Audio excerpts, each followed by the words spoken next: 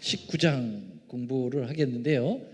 항상 이 챕터가 넘어갈 때는 뭘 했죠? 우리가 중간고사를 치르게 돼 있어요. 그래서 오늘 시험지를 다 나눠드렸는데, 우리 여기 시험지 하나씩 받으세요. 테스트.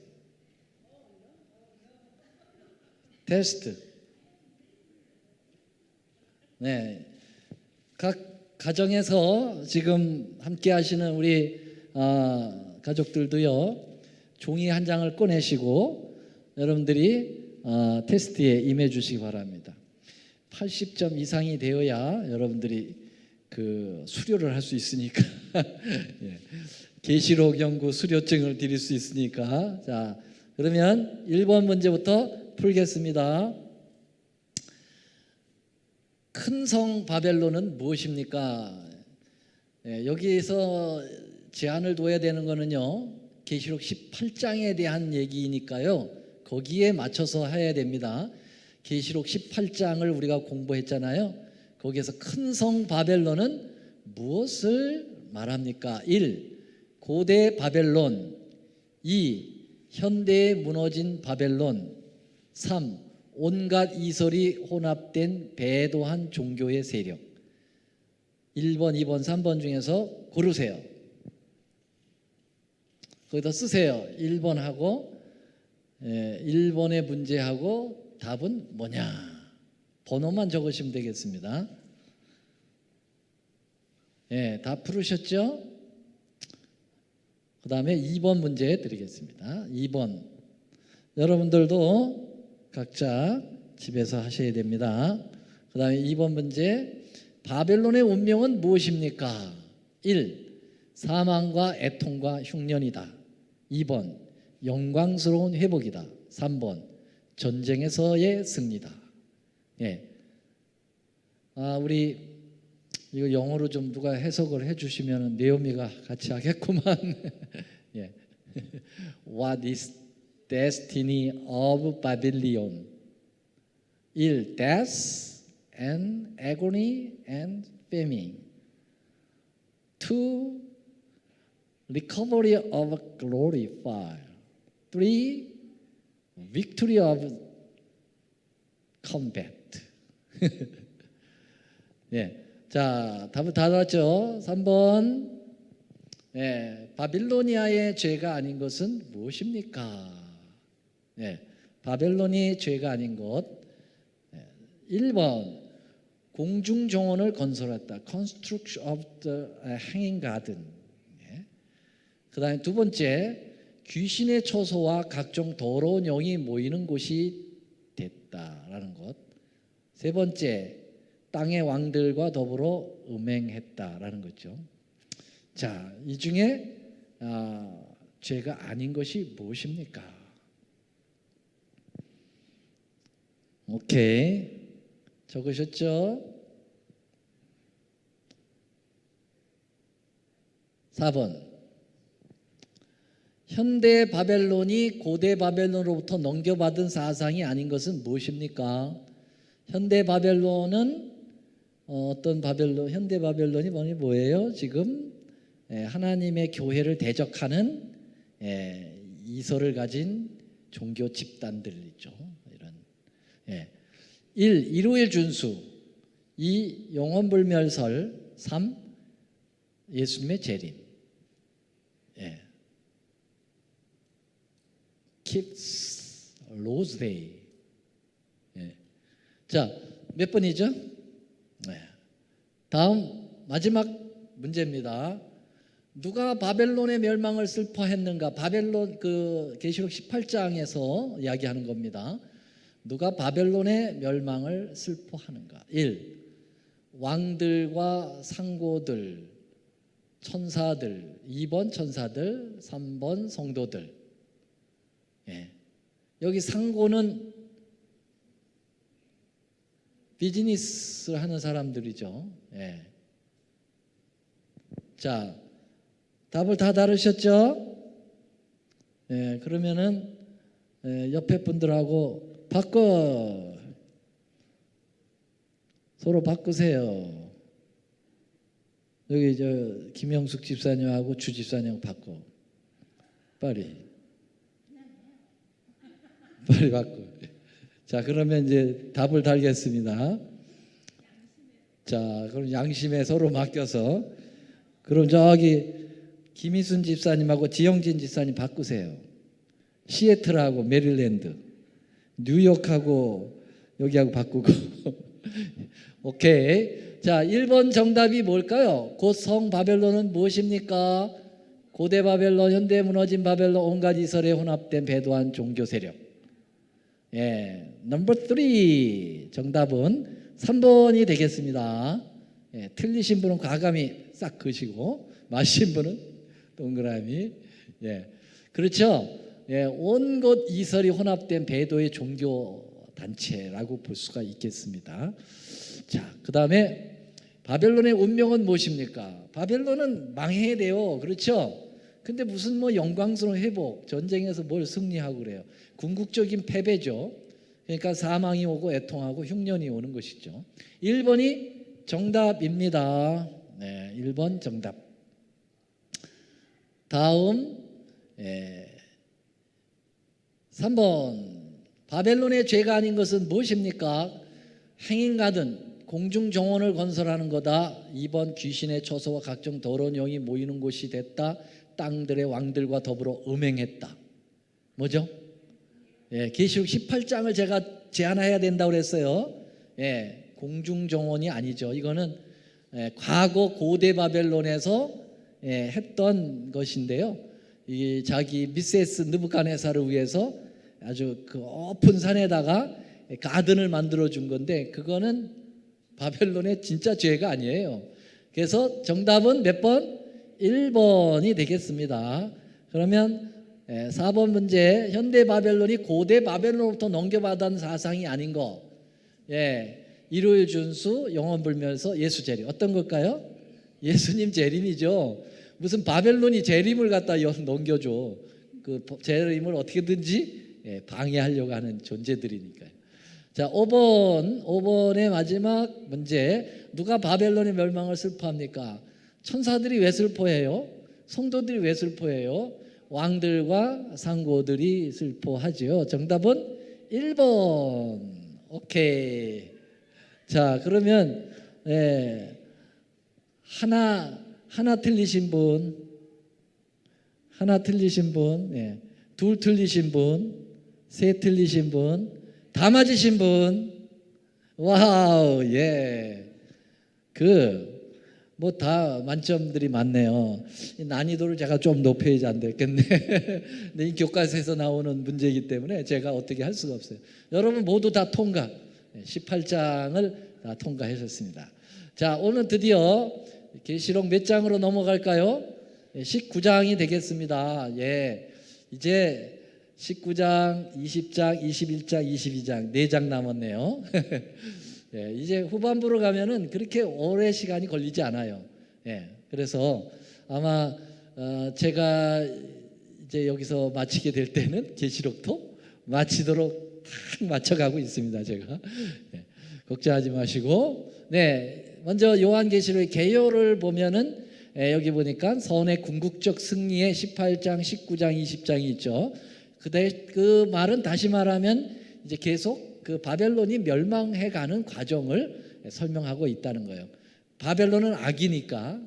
그리고 바벨론의 반대인 이 예루살렘은 선으로 이제 승리를 하게 되는데요. 그게 이제 19장에 있고요. 이번에는 계시록의 구조를 보면은요, 이렇게 구조가 이렇게 돼 있죠. 역시 17장, 19장 바벨론 멸망해가는 과정에 있습니다. 18장까지는 바벨론에 대한 정체를 정확하게 얘기를 하고 있고요. 그러면서 이제 바벨론이 멸망하는 모습도 보여줬죠.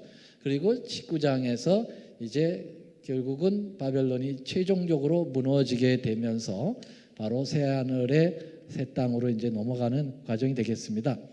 자, 그러면 오늘 19장 1절로부터 3절 먼저 말씀 읽고 시작하겠습니다. 다 같이 읽겠습니다. 읽을 때는 여러분 목소리를 내서 읽으셔야 돼요. 그래야 입으로 시인하여 구원에 이른다고 그랬거든요. 자, 다 같이 시작. 2일 후에 내가 들으니 하늘에 허다한 무리의 큰 음성 같은 것이 있어 가로되 할렐루야 구원과 영광과 능력이 우리 하나님께 있도다. 그 심판은 참되고 의로운지라. 음행으로 땅을 더럽게 한 큰 음녀를 심판하사 자기 종들의 피를 그 손에 갚으셨다고 하고, 두 번째 가로되 할렐루야 하더니 그 연기가 세세토록 올라가리로다.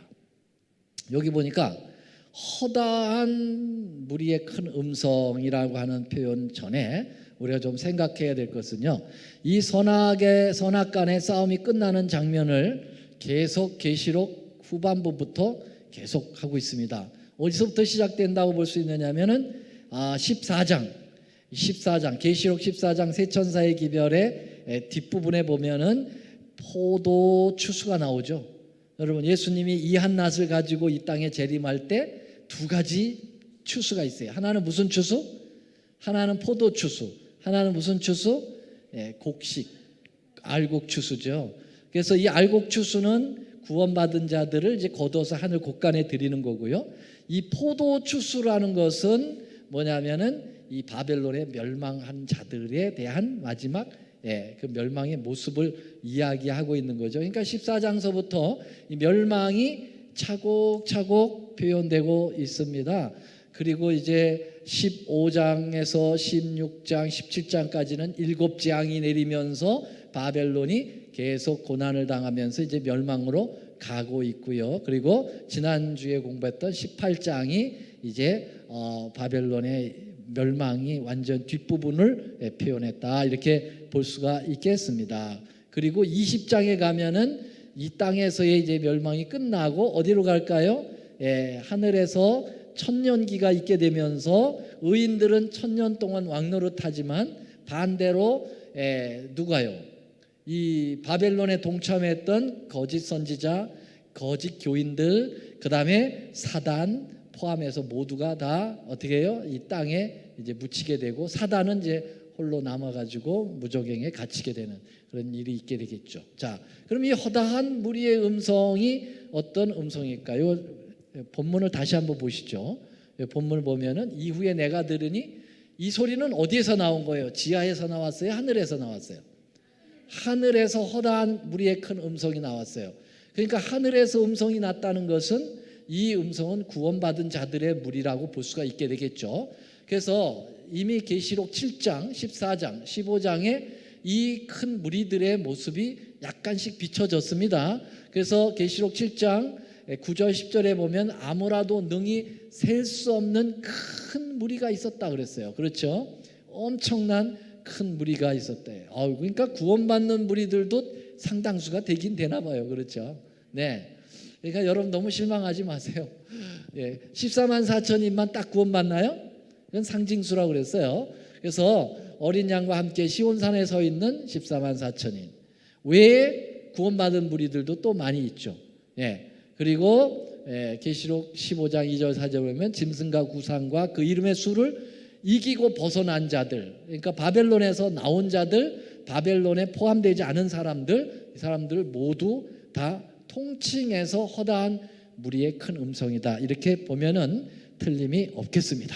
자, 일반적 견해가 그렇습니다. 자, 그 다음에는 보면은 이들이 뭘 얘기하고 있어요? 하늘에서 큰 허다한 무리들이 있는데 큰 라우드리 보이스, 큰 음성이 나왔어요. 큰 음성이 나왔는데 뭘 하고 있어요? 할렐루야 그랬습니다. 할렐루야. 여러분, 할렐루야, 우리 교회는 할렐루야를 잘 사용하지 않는데 왜 그럴까요? 일반 개신교에서 너무 남용을 해가지고 그걸 그냥 제대로 된 뜻으로 이렇게 막 농담하면서도 할렐루야 막 이렇게 농담을 하고, 그래서 이 재림교회가 그거 따라하고 하고 싶은 생각이 없어요. 근데 사실은 할렐루야는 성경에 나오는 말씀이고 우리의 입으로 발하여져야 될 그런 것입니다. 그렇죠? 네. 그래서 중요할 때는 할렐루야 하면 돼, 안 돼? 돼요. 할렐루야. 근데 장난하면서 하지 말고, 장난하면서 하지 말고 어떻게 해요? 진심으로. 할렐루야 뜻이 뭐예요? 신구약 총 27번이나 나와요. 할렐루야가 굉장히 많이 나오죠. 네, 구약에 몇 번 나온다고요? 여기다 써놨는데 23번 나와요. 구약에. 네, 대부분 시편에 많이 나옵니다. 그리고 신약 성경에는 몇 번 나와요? 딱 4번 나오는데 어디에만 나와요? 지금 우리가 공부하는 계시록 19장에서만 할렐루야가 4번 나옵니다. 네. 그럼 이 할렐루야의 뜻이 뭐예요? 할랄이라고 하는 그 말하고 그 다음에 주호바라고 하는 야훼의 말하고 합성해 놓은 거예요. 여호와를 찬양하라, 하나님을 찬양하라는 뜻이죠. 그래서 할렐루야 하면은 하나님을 찬양하라. 핸델의 메시아 가운데서 할렐루야 나오죠. 할렐루야, 할렐루야, 할렐루야, 할렐루야. 찬양 너무 좋아요. 그렇죠? 그러면 사람들이 어떻게 해야 돼? 벌떡 다 일어났어요. 왜? 너무 찬양이 좋았고 하나님께 영광을 돌리기 때문에 앉아서 감히 들을 수가 없어요. 그래서 근데 제가 할렐루야 노래 잠깐 불렀는데 왜 앉아 계신 거예요? 일어나야지. 네? 그 무슨 왕이 이거 듣다가 너무 감동이 돼서 버떡 일어난 게 사례가 됐다고 그랬죠? 예, 할렐루야. 예. 그래서 이 할렐루야라는 것은 정말 우리가 막 감동이 되고 정말 하나님께 영광을 돌리려고 할 때 할렐루야라는 소리를 우리가 해도 무관합니다. 할렐루야 하면 뭐 이로의 교인이야? 뭐 그러면 안 돼요. 그거 안 되고 할렐루야는 그리스도인은 할 수 있는 거라고 생각합니다. 맞습니까? 네. 그래서 시편 104편 35절에 할렐루야 뜻이 딱 성경절에 나와 있어요. 다 같이 한번 읽어볼까요? 시편 104편 35절 시작. 죄인을 땅에서 소멸하시며 악인을 다시 잊지 못하게 하실지로다. 내 영혼이 여호와를 송축하라. 할렐루야. 좀 그러네요. 왜냐하면 악인들이 이제 멸망당하는 걸 보고 할렐루야 하는 것이 좀 그렇습니다만은 그 말은 뭐냐면 악인들이 완전히 소멸당해야만 우리의 구원이 완성이 돼요. 그렇죠? 그러면 우리가 구원받았다고 그랬는데 악인들이 계속 옆에 있어가지고 계속 우리를 또 괴롭히고 우리에게 악영향을 계속 끼쳐오고 그러면 구원이 완성이 되겠어요? 그러니까 악인들이 완전히 소멸되어야만 의인들의 구원이 이제 완전히 이루어지는 거예요. 그래서 여기 이제 악인이 소멸되는 걸 막 우리가 즐거워가지고 막 이렇게 따르기보다는 우리의 구원이 완전히 이루어졌다라고 하는 것에 기쁨과 감격으로 하나님을 찬양을 돌려야 되는 것입니다. 맞습니까? 그래서 여기도 마찬가지예요. 할렐루야라고 하면서 구원과 영광과 능력이 우리 하나님께 있도다 그러면서 그 밑에 뭐라고 나왔냐면 심판이 참되도다. 음행으로 땅을 더럽히게 한 그 큰 음녀 바벨론 이 심판을 받아가지고 하나님께서 그 종들의 피를 그 손에서 갚으셨다. 그러면서 또 한 번 할렐루야 하더니 그 연기가 세세토록 올라갔다. 그래서 이 할렐루야는 하나님의 구원이 우리에게 완전히 이르러 왔다고 하는 것에 대한 감격의 찬양이다. 이렇게 보면 되겠습니다. 근데 여러분 이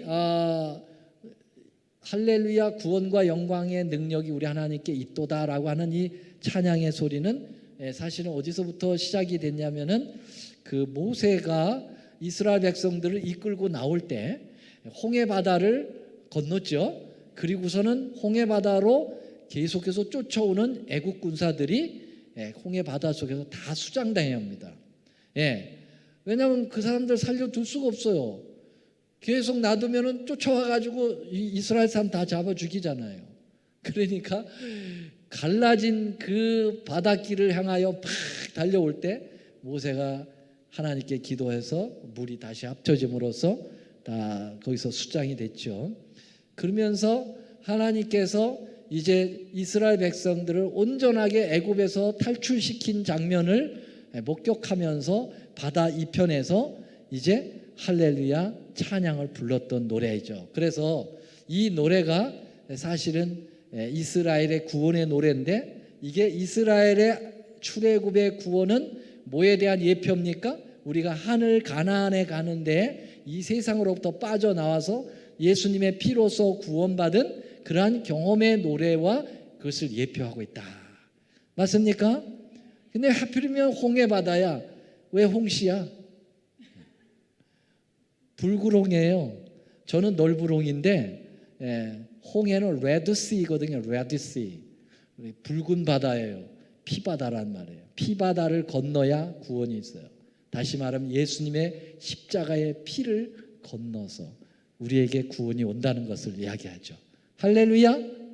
아멘. 네, 그렇습니다.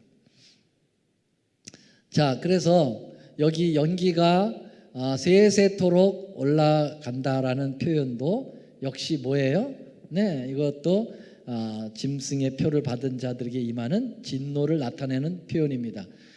계시록 14장 11절에 셋째 천사의 기별에서 만약에 짐승의 표와 짐승의 우상에게 경배하지 않는 자들은 여기서 벗어나지만 거기에 동참하는 자들은 진노의 포도주를 마시고 고난의 연기가 세세토록 올라간다라는 표현이 나옵니까? 안 나옵니까? 나오죠. 그런 것의 맥락을 같이 하면은 되겠습니다. 오케이. 자, 다음으로 넘어가겠습니다. 보면은 자, 하늘에서의 허다한 무리의 음성의 찬양의 배경이 되고 있는데요. 그러면은 그 하늘에서의 음성이 찬양의 음성이 나오는 것을 좀 더 세밀하게 포커스를 맞춰서 비춰주는 것이 4절입니다. 다 같이 읽어보겠습니다. 시작. 또 24장로와 네 생물이 엎드려 보좌에 앉으신 하나님께 경배하여 가로되 아멘 할렐루야 하니. 지금요 재미있는 것은요 계시록 4장 5장에서는 chapter 4, 5에서는요 제일 먼저 누가 먼저 찬양을 하냐면은 네 생물, four group, cherubim, angels들이 찬양을 하고요. 그 다음에 24 elders가 그 다음 찬양을 하고요. 그 다음에 수많은 thousand, 10,000, 천천만만의 천사들이 그 다음 찬양을 하고요. 그 다음에 뭐예요? 온 코스모닉 우주에 있는 거민들이 레지던트들이 다 찬양을 합니다. 이렇게 찬양이 어떻게 합니까? 점점 파급되어서 나가죠. 근데요 지금 계시록 19장의 찬양은요 먼저 허다한 무리들이 찬양을 돌렸어요. 그 다음에 이제 좁혀 들어오면서 24장로가 찬양을 하고 그 다음에 생물이 창조합니다. 여기 네 생물이라는 것은 네 그룹 천사를 얘기하는 거죠. 헬라어로 조아라는 말인데 조아인데 좋아요. 정말 좋으신 분들이에요. 그래서 이 여기에 그룹 천사들이 찬양을 하게 되는 거죠. 24장로와 네 생물이 함께 찬양을 돌리는 장면이에요. 뭐에 대한 화답이에요? 뭐에 대한 화답입니까? 아까 허다한 무리들이 허다한 구원받은 무리들이 찬양을 하는 것에 대한 화답송을 누가 하고 있어요? 24장로하고 네 생물이 지금 맞다, 아멘. 아멘 하는 것은 다시 말하면 right, I agree, 내가 동의한다 그런 뜻이죠. 그러면서 맞아, 너희들의 찬양이 정말 맞아, 그러면서 같이 할렐루야라고 찬양을 하게 되는 것입니다. 자, 이런 찬양들은 계시록 14장에도 나오고요. 14장 1절부터 5절에 14만 4천인들이 하늘 유리 바닷가에서 뭘 하고 있어요? 거문고를 타면서 모세의 노래와 구원의 어린 양의 노래를 부릅니다. 그렇지요? 그리고 chapter 15, Revelation chapter 15에도 거기 유리 바닷가에서의 찬양이 나와요, 안 나와요? 나오죠. 이게 이제 여기까지 연결되어 나온다. 그렇게 보면 되겠습니다. 그래서 우리 하나님께 찬송하더라. 먼저 있었던 하나님의 공의에 대한 찬양은 애국 군대를 멸망시킨 후에 나온 모세의 노래와도 같은 것이고, 나중에 부른 이 구원에 대한 감사의 노래는 어린 양의 노래에 해당되는 것으로 볼 수가 있는데, 이렇게 해서 모세의 노래와 어린 양의 노래가 함께 어우러지는 찬양이 계시록 19장에 나오고 있다라고 하는 사실입니다. 자, 그러면 이제 아주 중요한 부분이 펼쳐지고 있습니다. 내가 들으니 허다한 무리의 음성이 또 같고, 많은 물소리도 같고, 큰 내성 소리와 같고, 가로되 할렐루야 주 우리 하나님 곧 전능하신 이가 통치하시도다. 이 찬양이 계속 반향이 이루어져요. 예, 그렇죠? 7절 우리 한번 다 같이 읽어보겠습니다. 시작. 우리가 즐거워하고 크게 기뻐하며 그에게 영광을 돌리세. 여기 아주 재미난 표현이 나오죠. 어린 양의 혼인 기약이 이르렀고 그 아내가 예비하였다 되었어요. 여러분, 어린 양이 누구죠? 예수님이 뭘 하신대? 장가 드신대요. 예, 예수님이 장가 든대요. 예, 혼인이라는 것은 marriage, 그렇죠?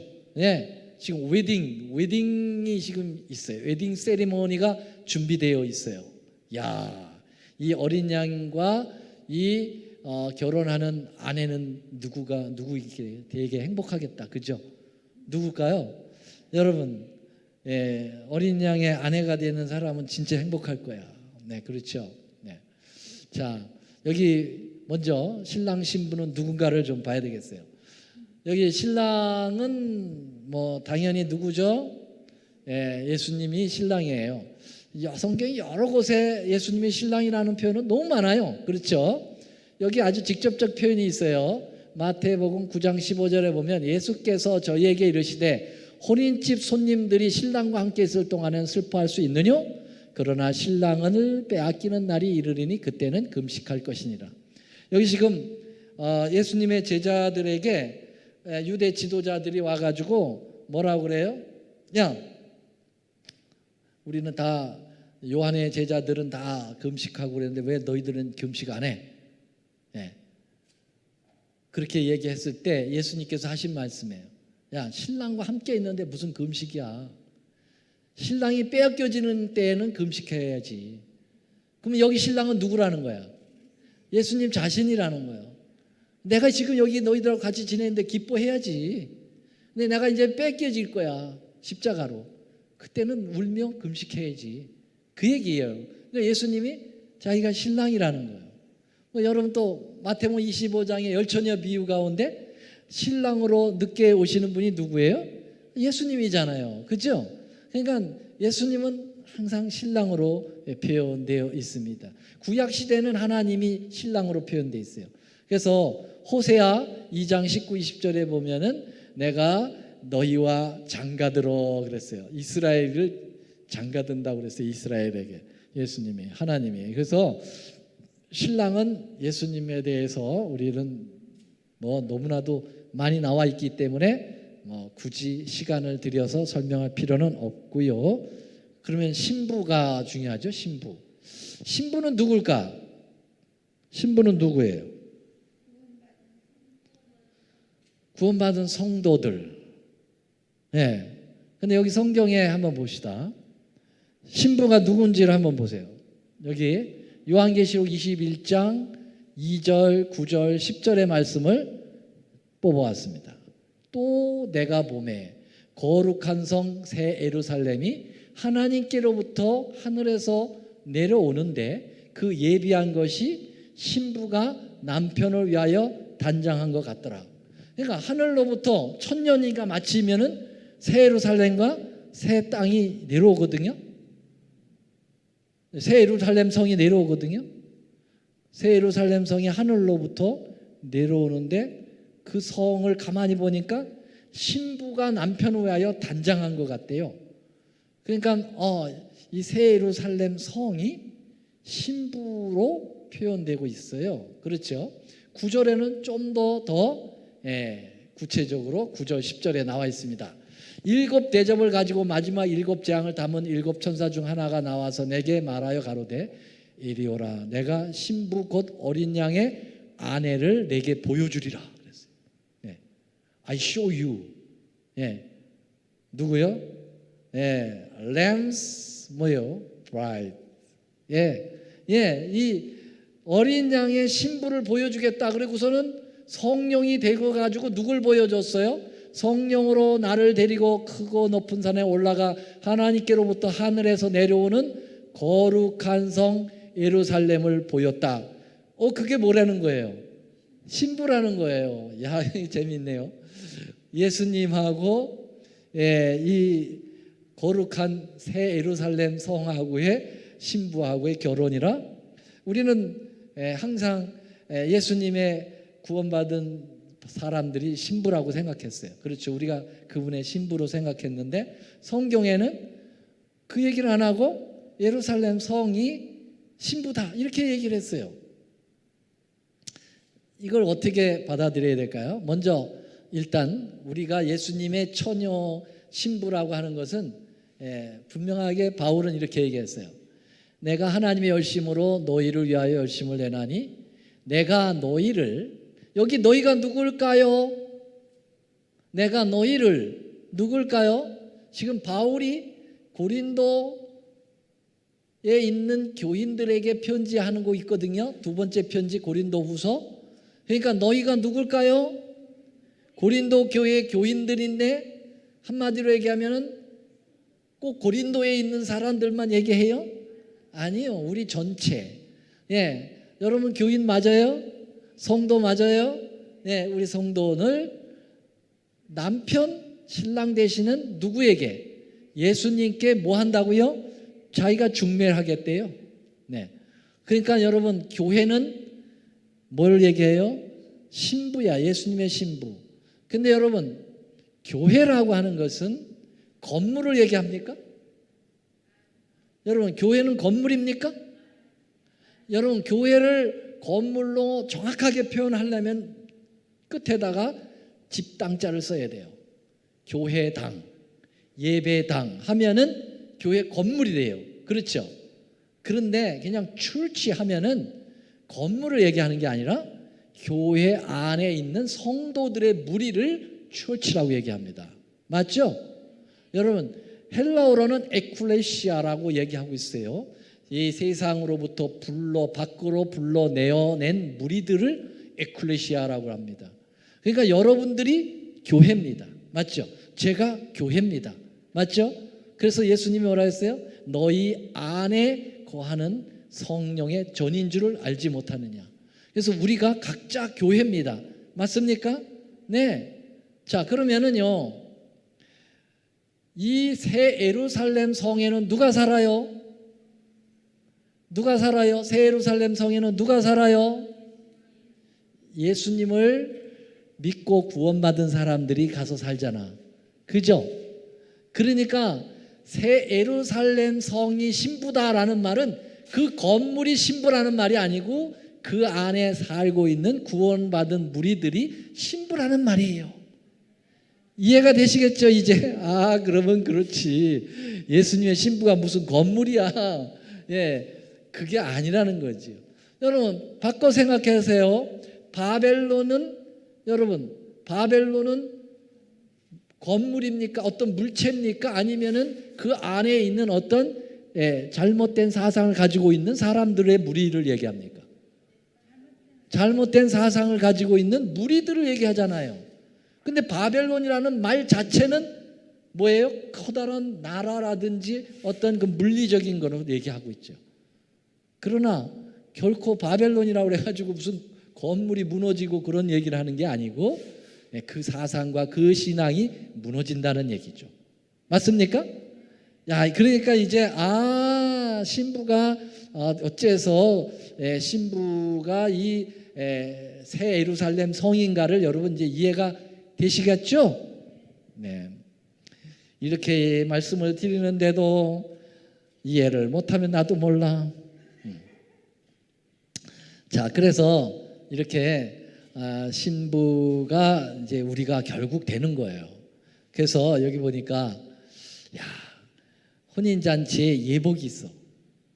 여기 보면은 그에게 허락하사 빛나고 깨끗한 세마포를 입게 하셨은즉 이 세마포는 성도들의 옳은 행실이라 하더라.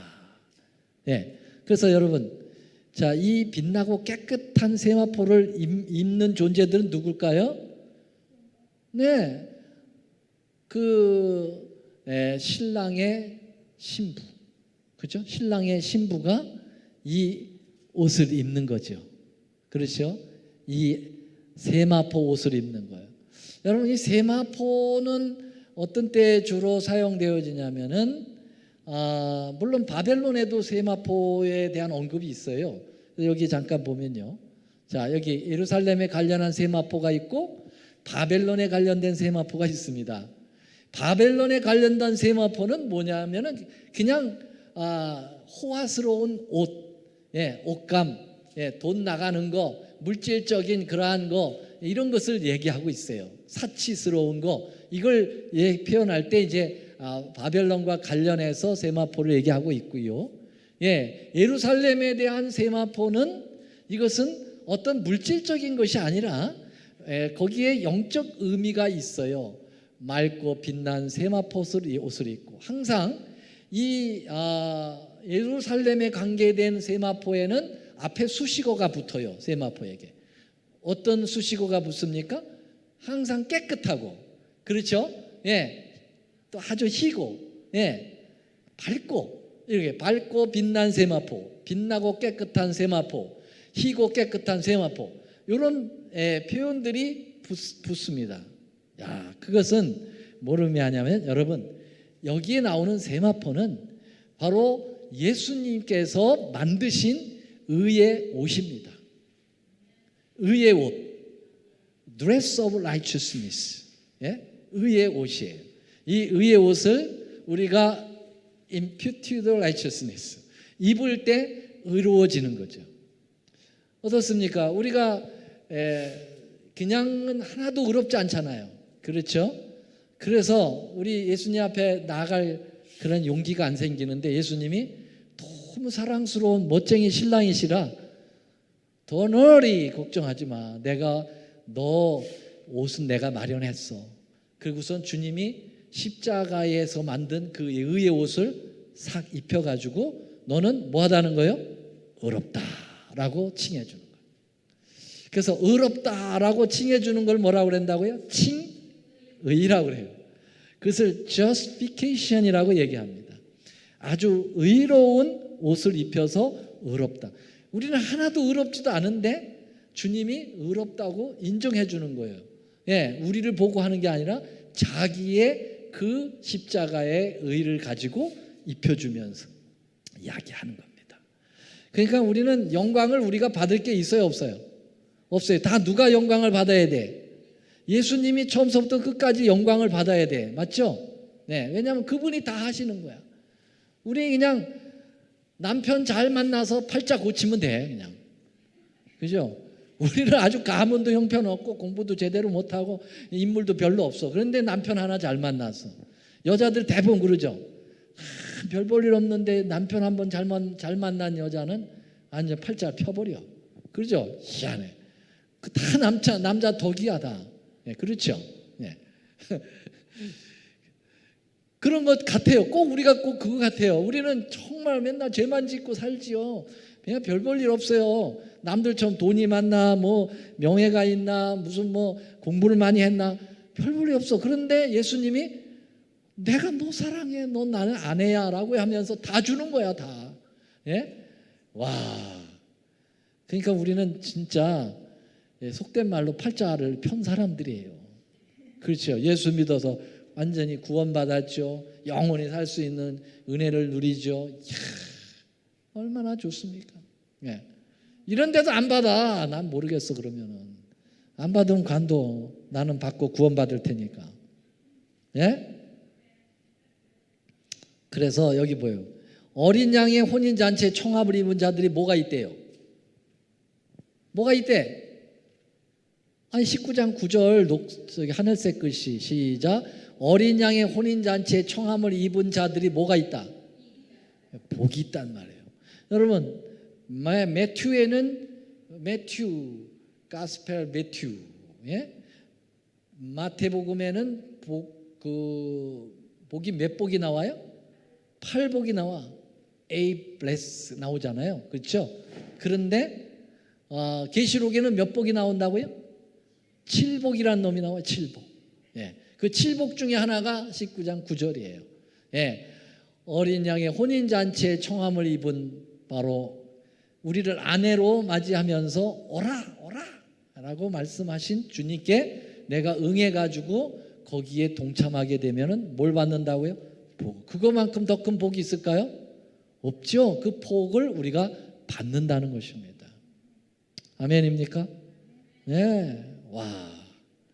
근데 여러분, 우리가 이렇게 그 청함을 받을 때 그 열처녀들 가만히 보면 그 얘기 나왔죠. 열처녀들 가운데 처녀가 10명인데 5명은 슬기롭고 5명은 미련하다 그랬잖아요. 그런데 이 5명은 결국은 예수님하고 같이 이제 신랑하고 같이 이 혼인잔치 집으로 들어갔고 5명은 못 들어갔다 이거죠. 결국은 뭐와의 관계가 있느냐 하면은 예수님을 신랑을 잘 알지 못했다라는 얘기죠. 예. 그래서 이제 기름 사러 갔을 때 신랑이 와가지고 슬기로운 처녀 데려 들어가고 미련한 처녀들이 와가지고 뭐라고 그랬다고 그랬어요? 문 열어주세요, 문 열어주세요. 그렇게 애교를 떨었지만 소용없어. 뭐예요? 예, 내가 너희를 도무지 알지 못한다 그랬어요. 예, 그래서 결국은 신랑을 아느냐 모르냐에 따라서 초청을 받느냐 초청을 못 받느냐 이 말. 맞아요? 제가 미국에 와 보니까 야, 한국에는 전혀 없는 풍습이 있어. 그게 뭔지 아십니까? 결혼식에요. 결혼식에 초청하는 게 달라. 한국에는 무조건 다 오라고 그래. 아는 사람들. 그렇죠? 무조건 다 오라고 그래. 그래야 부조도 많이 받으니까 다 오라고 그래. 그런데 미국에 와 보니까 한 교회 안에서도요. 초청을 받는 사람이 있고 못 받는 사람이 있어. 그렇죠? 네. 그냥 뭐 원래 이제 우리 그 어른들은요 다 초청하고 싶죠. 우리 교인들 다 그렇잖아요. 그런데 애들이 반대해. 애들이 말이지 뭐 몇 명 들어가는 캐패시티가 있는데 그 안에 숫자만 엄마 몇 명만 데려와고 숫자를 딱 준단 말이지. 그러면 교인들은 100명인데 10명만 데려오라고 그러는데 어떡할 거요? 10명을 셀렉트 해야지. 그렇죠? 그래서 참 고민이야. 누구는 초청을 할까? 누구는 초청하지 말까? 고민이라고. 왜냐하면 초청 못 받으면 또 뭐 한다? 삐져요 또. 예. 그 누군 초청하고 난 초청 안 해. 그리고 이제 삐진단 말이지. 자, 그래서 결국은 고르는 대상이 뭐냐면 나하고 얼마나 개인적으로 잘 아느냐. 그렇죠? 예. 그렇게 해서 초청이 되는 거죠. 예수님과의 우리의 결혼도 마찬가지예요. 얼마나 예수님하고 개인적으로 내가 가까이 알고 있느냐가 딸려 있는 것입니다. 모르면 초청 못합니다. 그렇잖아요? 그래서 여기 잘 알아야 된다는 거예요. 여기 보니까 재밌어요. 예수님이 신랑이고 신부가 지금 누가 그림도 잘 그려놨어. 예, 이렇게 했는데 좀 더 재미난 그림 이거 보세요.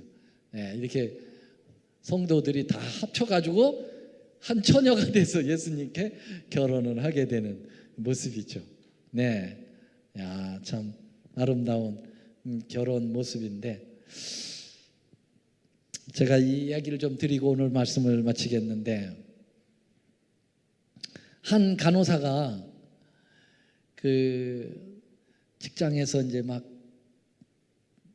퇴근을 하면서요 차를 몰고 집으로 돌아오다가 그만 반대편에서 오는 큰 대형 트럭의 드라이버가 드라그를 했어요. 그래가지고 중앙선을 넘어서 이 간호사하고 정면 충돌을 해버린 거야. 와, 그래가지고 이 차가 막 둥글렀는데 다행히 죽지는 않았어, 여자가. 근데 그냥 그 파편으로 얼굴이 만신창이가 돼버리고 피를 많이 흘려서 이머전시로 911으로 딱 데려왔는데 와, 피가 너무 부족한 거죠. 이제 죽을 때가 이제 거의 죽어가려고 그러는 거예요. 근데 피 검사를 해보니까 희한한 피에 RH- 뭐 이런 희한한 피가 있다고 그래요.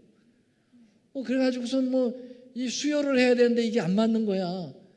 그래 뭐 조그만 동네 병원인데 어떻게 그 피를 구할 수 있겠어요? 혈액은행에다 연락을 했더니 비행기 타고 이 헬기가 날아오는 데만 해도 여러 시간이 걸려가지고 이미 죽어. 그래서 병원에서 기내방송을 한 거죠. 뭐라고 기내방송했어요? 지금 RH-형이 있는 혹시 의사도 좋고 간호사도 좋고 병원 직원도 좋고 방문객도 좋고 환자도 좋습니다. 사람이 죽어갑니다. 빨리 오세요. 그랬더니 한 사람이 막 헐레벌떡 뛰어들어왔어요. 근데 하얀 가운을 입은 성형외과 의사야. 잘생긴, 저처럼 잘생겼나 봐. 그래가지고서는 이 사람이 내가 이 피를 가졌는데 빨리빨리 수혈해 주시오. 그래가지고 그냥 가까스로 그 의사의 피로 수혈을 해가지고 여자가 살아났어. 근데 그냥 생명은 살렸는데 얼굴이 만신창이야 이거. 야, 이 사람은 이제 누가 성형 수술을 해야 되잖아. 그 병원장이 이 사람 누가 맡을 거야? 그랬더니 이 피 준 젊은 의사가 내가 피를 줬는데 내가 하도록 해주세요. 그랬더니 좋다 그거. 의미도 있다 야. 그래가지고 이제 그 의사가 이 여자를 성형 수술을 하는데요. 그 여자의 집에 연락을 해가지고 이 여자의 그 사고 전에 얼굴을 찍은 사진을 구한 거예요. 너무너무 예쁜 거야. 이 미인이야 미인. 그 사진을 보고 이 성형외과 의사가 그 사진하고 그대로 회복을 시키는 수술을 하게 되는 거죠. 저하고만치 2년 동안 35번 수술을 했대요. 또 하고 또 고치고 또 고치고. 야, 그래서 이제 35번을 수술하면서 2년 동안 서로 계속 만났으니까 거기서 뭐가 터져서 거기서 아주 그냥 서로 사랑이 싹 터버렸어. 정이 붙어버렸어. 그래가지고 이 성형외과 의사가 이 여자에게 프로포즈를 했어요. 당신하고 결혼하면 안 되냐고 했더니 왜 안 되겠어? 그랬더니 나의 생명을 살리잖아. 그렇잖아. 피 줘가지고 살렸지. 수술해줬지. 그리고 의사지. 돈 잘 보겠지. 왜 안 하겠어? 그렇죠. 그냥 sure. 그래가지고 결혼 날짜를 잡아가지고서는 결혼 날짜는 언제냐? 이 마지막 수술 이 붕대 푸는 날이야. 그리고 어디서 결혼하느냐? 하스피털에서. 그러면 주례는 누구냐? 원장 선생님. 하객은 누구냐? 병원에 있는 모든 사람들. 너무 재밌잖아요. 이야, 소문 듣고 그냥 광당이 꽉 차버렸어. 근데 결혼식을 하는데 먼저 신랑이 딱 등장하잖아. 신랑이 가운을 입고 등장해. 왜냐하면 마지막 붕대를 풀어야 되잖아, 의사로서. 그 다음에 이제 신부가 딱 들어오는데 완전히 귀신이야. 이 하얀 웨딩드레스에다가 얼굴에 붕대를 다 감고 들어오는 거야. 그런데 모든 회중이 보는 가운데에서 이 성형외과 의사가, 남편 되는 성형외과 의사가 붕대 착 한 개씩 풀어가는 거죠. 근데 마지막 붕대가 딱 풀리는데 사람들이 박수를 치고 환호성을 쳤어요. 왜냐하면 그 만신창이 얼굴 되었던 얼굴이 너무 예쁜 얼굴로 탁 회복이 된 거야. 와. 그래서 그냥 결혼식이 됐는데 얼마나 행복한 결혼식이 됐을까요? 이 결혼식이 바로 예수님과 우리의 결혼식을 이야기하는 거죠. 왜냐하면 우리는요, 사고를 당했어. 죄로 인해서 사단에게 의해서 사고 당해가지고 이 드럭한 이 마귀 같은 놈, 그놈이 우리를 죄를 짓게 만들어가지고 만신창이가 죽게 돼버렸어요. 죽게 된 우리를 성형외과 의사가 나타나더니 저기 피를 주는 거야. 그래서 십자가의 보혈의 피로 우리를 살려놨어. 그것뿐만 아니라 죄로 인하여 만신창이가 된 우리의 몸을 하나씩 고쳐가 주시고 계신 거예요. 그러면서 우리 예수님하고 우리가 사랑이 싹 텄어. 예수님이 우리에게 결혼할래? 그랬어요. 아니 왜 안 해? 슈 하고 해야지. 이 한정자 사모님처럼 왜 침례 받아야지. 난 그거를 거절하는 사람들한테 이해를 못하겠어. 당최 그렇잖아요. 우리의 멋쟁이 예수님이 날 살려줬지, 날 고쳐줬지, 그리고 영원히 살자고 같이 청혼하지. 왜 거절해? 왜? 뭐 때문에? 예. 그래서 결국은 어떻게 우리가 다 결혼을 주님과 어린 양의 혼인잔치에 들어가는 거예요. 우리 예수님은 멋쟁이세요. 우리에게 피를 줘서 구원시켰을 뿐만 아니라 계속 우리를 고쳐주시는 거야. 지금도 우리가 기도하고 또 기도하면 주님께서 하나씩 자꾸 고쳐서 이제 마지막 때는 호련히 변화시켜요. 우리를. 그죠? 완전히 변화되어서 가장 완벽한 모습으로 우리를 예쁘게 만들어서 마지막 결혼을 하는 것이 어린 양의 혼인잔치인 것입니다. 아멘? 들어가야 되겠어? 안 들어가야 되겠어? 안 갈 사람 말어. 나는 갈래요. 네. 네. 그래서 오늘은 여기까지 마치도록 하겠습니다. 계시록 19장도 재미있죠? 재밌습니다. 다 같이 머리 숙여 기도하겠습니다. 하늘에 계시는 우리 아버지 하나님 은혜를 감사합니다. 오늘도 저희들에게 계시록의 말씀을 통해서 하나님의 은혜와 사랑을 베풀어 주셨고 또 놀라운 구원의 비밀을 말씀해 주셨습니다. 할렐루야. 하나님은 찬양을 받기에 마땅하신 분이십니다. 예수님의 이름으로 간절히 기도드리옵나이다. 아멘.